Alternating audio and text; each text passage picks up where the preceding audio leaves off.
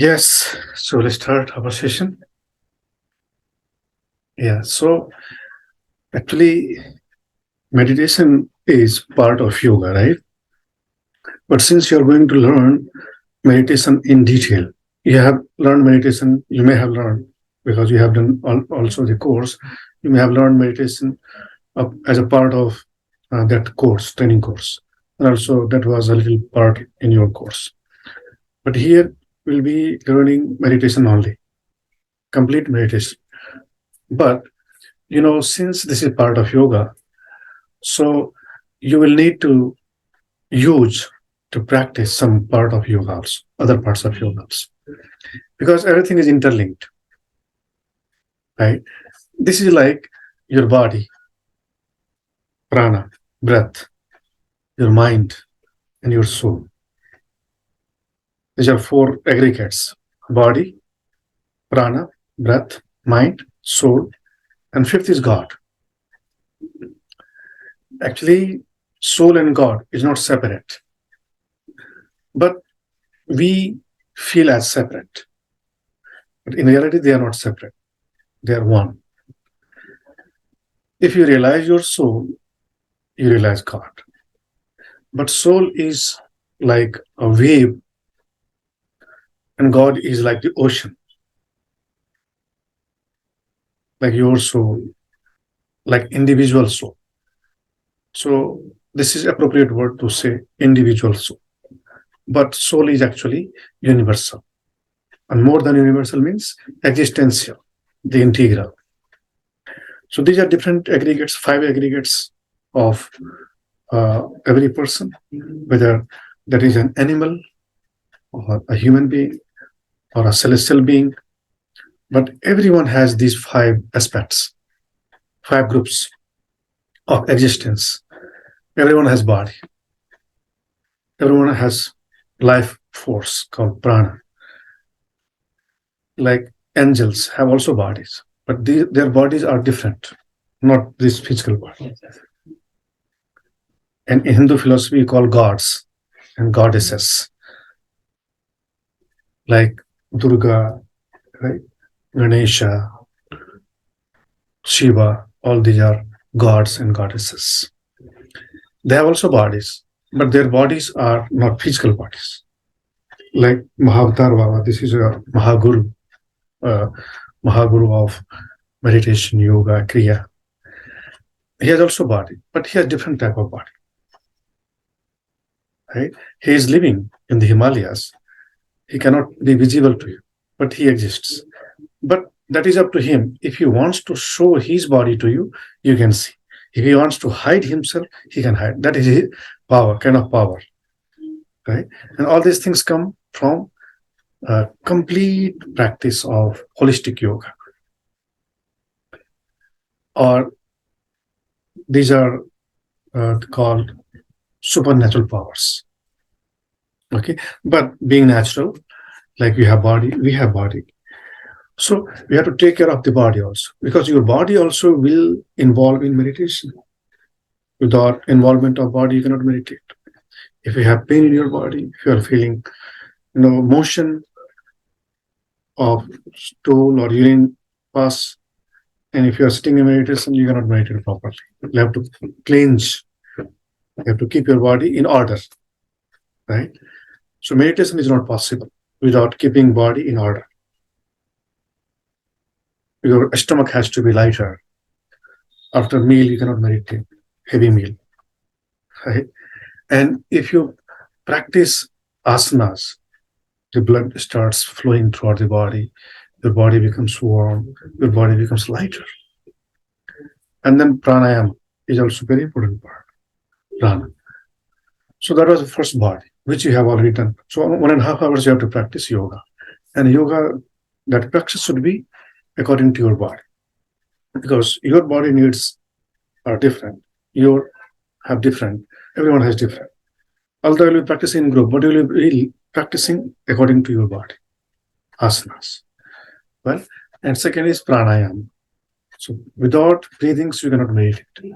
If your breathings are shallow, you cannot meditate. So you have to breathe deeply. You have to make it more longer, more slower. Then you'll find that the third part of your being, which is called mind, is also settling down. If mind is wandering, you cannot meditate. See, so you see the different interlinks between all these things. Because if body is sluggish, if body has, loaded stomach, and if your body is feeling lethargic, you cannot meditate. And to combat this, yoga, asanas, and then pranayama, breathing exercise to make this longer. So there is single goal of pranayama, and that is to make breath longer, slower and deeper. And the moment your breaths become in rhythm, your mind is settling down. In meditation, mind is also an obstacle. What kind of mind? Mind which is too much thinking. Too much thinking not only, but mind which is thinking. Actually, thinking is an obstacle. So long you think in meditation, you will find that you are not entering into deep state. And all the techniques of meditation is just to keep your mind calm. Like we'll be practicing Trataka or Bandhas. There are 3 bandhas, right? You practice bandhas to activate Kundalini chakras, Kundalini. When Kundalini is active, then you will find your mind is also becoming transcendental. So with energy, mind moves. Or with mind, energy moves. These two are interlinked. So thinking is obstacle. So you have to keep your mind, free from thinking. Not forcefully, but gently and intelligently, you have to control your mind and its functionalities, thinking process. So body, prana, mind, and next is soul. What is soul? Soul is your heart, or you can say subconscious mind, which remains inside the mind, or your consciousness. Let's say consciousness, because consciousness is more deeper than mind. And may I ask something? But you said it's the same with animals and humans, but how is there another level from animals to humans, or is it more or less all the same? Yeah, actually everyone, even animal and bird, has also all these 5 aspects. Mm-hmm. But humans know more about the other aspects, like their mind, their consciousness, the God. But the animals or birds, these sentient beings, they're not so much aware. And in Hinduism, is it like when you come back, animal is a lower form of being, so the more you grow, the more you get to spiritual life, the more you get human. Yeah. Actually, animals are very innocent, but they're not enlightened. Okay. They have instinct, but they don't have intuition. They don't have enlightenment. But when an animal slowly evolves, then that becomes human being. Then human being becomes Buddha. And to become Buddha is complete. So the human being can't be born again in form of animals. Yeah. If that human being, that is possible. That's possible. Okay. Human beings, human being has freedom to go either downward or go upward. Okay. Right? And this is also opportunity to rise above, to ascend. But some human beings go down because they have that kind of animal instincts. And if one feeds animal instincts, then that will take to the animal again. Then again, that will take a long time to become human beings. That is why one should not lose this opportunity. If you are made human being by the nature, by your karma, you should utilize this opportunity. And people in human beings who learn yoga, meditation, practice holistic things, they will become better human beings. And slowly, slowly, they will become Buddha. Buddha means yogi. Buddha means one who has broken the chain of, the cycle of birth and death.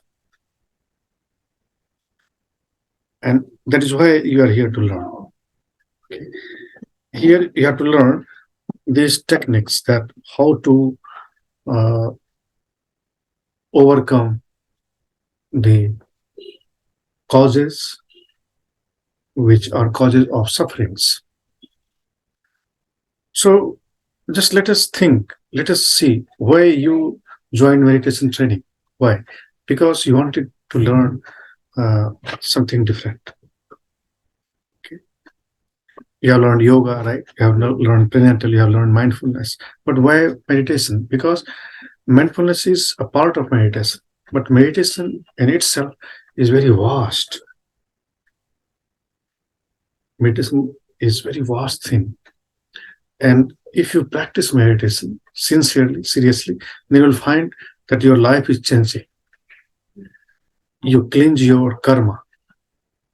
You heal your life entirely. So basically, what is meditation? Meditation is all about going to a state of being, taking ourselves, taking myself to a state which is, called divine state. And that is possible through meditation only. Dhyana. In Sanskrit, we call it dhyana. Right? Wherever your mind is, you are there. Whatever your mind is, you are that. That is why when you are dying, at the time of death, if your mind is calm, you'll become better. People who die in anger, people who die in different mental state, they go into the next life accordingly. So, death time, mental state during death time matters and designs your next life. Therefore, we practice, so long you are alive, we practice better mental state. Okay. And that is why meditation is, a very vital thing. And this should not be practiced only when you are sitting, but this should be practiced all the time. All the time. Even where you are eating, you are sleeping, you are walking, you are very busy. Normally, when you are busy, then you become unconscious, right? But then you need more meditation. When anger attacks on you, then you need meditation more. When any attraction attracts you, then you need meditation. Right? When any memory is disturbing you, you need meditation. So there are some malices of mind which we have to overcome through meditation, like emotional imbalances. When you are in emotional imbalance, you need meditation. Like someone has died and we come into absolutely disposition. Our emotions become shattered and you feel helpless. Like you underwent, and I really appreciate that actually you control yourself. Just because you had learned mindfulness before that. But there's some time, a duration where you feel helpless. Right? Even you cannot control. But if you practice meditation, then you'll have that capability to control your emotions. Right? So we need meditation when we are attacked by things which will destroy you, destroy your sanctity, your state. Okay. And in meditation, there are 5 things, 5 elements, which are attacks actually. First is greed. Greed, or that is called Trishna. Trishna is thirst. Greed. That is first attack. Whenever you are attacked by any greed, like if you see something, normally happens. If someone sees someone's better position, that person start desiring that state. Right? If someone is super rich, everyone wants to become rich, right?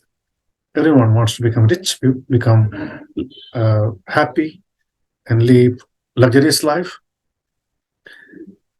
Wants, but wanting is not enough. Making efforts to reach there will only make you there. But there are different techniques, different ways to reach there. Some adopt wrong ways to reach there. People who don't have patience, they adopt wrong ways to reach there. They become rich, but very quickly they will lose everything because the ways they are adopted were not right ways, or the karma they did were not right karma, because karma gives the fruit. When that karma will start giving fruit, then that person will be destroyed. So in hurriness, we try to go shortcut, but shortcut is not good way. Go to the natural way, normal ways, right? And so this is called, when you're attacked by greed, so you have to control yourself. Don't be greedy of anything. There are many thirst, many greed, or this is also called ambitions. Ambition, having ambition. Then people say, if I will not be ambition, then what is the meaning of life? Ambition means, you think, but let the universe guide you. Okay. Go in normal way. So this is first thing. Calm is called greed or thirst. Growth is anger. Anger is also an obstacle. If anger attacks, you need meditation then you have to practice meditation. So here you are learning what is meditation, what are the techniques, and how to practice, and when to practice. You have to practice meditation more when you are in these positions, these situations, because you have nothing to disturb. Then that is not real meditation. That is just pretense, and that, yes, I am meditating, but that is not real meditation. If your peace is destroyed by any such things, that means you're not meditation practice. Your peace should not be disturbed by anything. Yeah, if that is disturbed, you quickly regain that. But when you become master in advanced meditation practice, you will learn that because you are also going to learn this advanced 300, that is absolutely advanced. And then you will be learning that when you will become advanced meditation practice, then things will come. These 5 things will attack you, but you will not be so much affected. This is like if you have an armor, right? And if an arrow comes, that will not harm you because you have an armor. If you have a strong defense system, that things will attack, but will not be, hurt. So during meditation practice, you create a very strong fence around you. The world will attack on you, but they will become in vain. They won't hurt. So these are the attacks. These are the enemies. These are the attackers, invaders, where you have to practice meditation. First, when you are attacked by greed, this is called calm, greed, thirst, growth, anger. When you are getting angry, then you have to meditate there. And what techniques will work, you will be learning in this course. What is the technique? Like, first is breathing. When you are feeling angry, breathe. Start breathing. You'll find that this is slowly coming down. This is one of techniques. Right? Second technique is chanting. Start chanting. Like if you believe in Jesus, start chanting his name, Jesus, Jesus, or like Shiva, Om Namah Shivaya. This is a Shiva power. So wherever you believe, start chanting that deity's name, and you will find that you're overcoming that. So these are the beginners techniques, not advanced techniques, right? So anger, gain anger. Then next is mad. Mad is arrogance. If you notice that there is arrogance in me, there you need meditation practice, because arrogance is not a good thing. Arrogance destroys your life. Arrogance creates negative karma. People do not notice. People enjoy being arrogant, right? There are many people who enjoy being arrogant. They don't even notice. They don't have any idea that arrogance is, negative thing or destructive. So the moment either you notice or someone notices in you that you have arrogance. If someone says, "Hey, you are arrogant," just speculate that. Was really that arrogant? Sometimes people misjudge you, but don't pay attention more on people. But give more importance to yourself and to your mentor, because your mentor is your well-wisher. Guru, what you call guru, that is your well-wisher, will never misguide you. Sometimes you also may not understand, but your teacher, your mentor, your coach knows better. Okay, so if your inner self or your mentor says that is arrogance in you and you should overcome, then you have immediately overcome. And how you overcome arrogance is just a technique. Like, you have to become strong. You have to simply let that go. It's called calm is desires or greed or thirst. Krodh is anger. Mad is that arrogance. Lobh. Lobh is actually a form of thirst only. Lobh is, that's called greed only. Greed. So lobh is to be greedy. So calm is like desires. See, these are very subtle things. They look all similar, but they're not similar. Actually, calm normally is used for sexual appetite, sexuality. Okay, that's called calm. Yeah. And krodh is anger, right? So you should have sexuality, but balanced sexuality. Okay, so this is also a kind of mental affliction, mental sickness, and there you need meditation. Actually, we'll find some people, they are hypersexual, and that is a sickness. That is mental problem. Sexuality, sacred sexuality is okay, or balanced or healthy sexuality is okay, but hyper is unhealthy things, and that is an obstacle. So that's called calm. Krodh is anger. Mad is arrogance. Lobh is greed. Okay. And moh. Moh is attachment. Calm, krodh, mad, lobh, moh. Moh is attachment.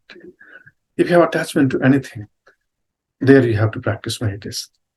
Wherever you see that there is attachment, this attachment in me, you have to immediately do something. And what is to do? There are the techniques. Okay. So when you're attacked by these, and then there are envies, when you are becoming envious, you have to practice meditation there. So meditation is to be practiced more in these mental states. These are called dispositions. It's called dispositions. Okay. But practicing in the room or here, like when you have no attacks, no obstructions, there is also meditation. That doesn't mean that this is not meditation. But there you have to overcome inner obstacles, like wandering. Your mind wanders. When you close your eyes, you'll find your mind starts creating the stories. Your mind will give you very nice ideas, and normally people get tapped by them. Trapped. If you go into that, then your meditation is disturbed. So these are inner obstacles. When you overcome external obstacles, then you have to overcome your inner obstacles also. So meditation is tool to overcome inner and outer obstacles also.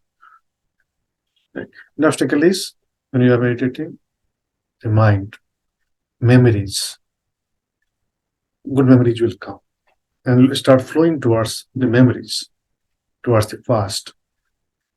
Don't go there. The moment you find that you are enjoying your past memories, you have to bring your back. Right? So this is one of inner obstacles. Second is going into future fantasies like mindfulness. You have learned this also. So here you have to practice mindfulness. Meditation. There are different types of meditation. So mindfulness, here you have to practice. Means mindfulness teaches you to be here with the present, not with the past, not with the future, simply with the present. Whatever you are with, you have to be with that. Whatever you are asked to do, you have to do that. Okay. So these are inner obstacles you have to practice. And so physical obstacles are overcome by yoga practices and breath. When you deepen your breath, then you control your mind, emotions also, right? So breathing is very powerful. Whenever you feel that this is not working, try breath, and you'll find this works. Okay.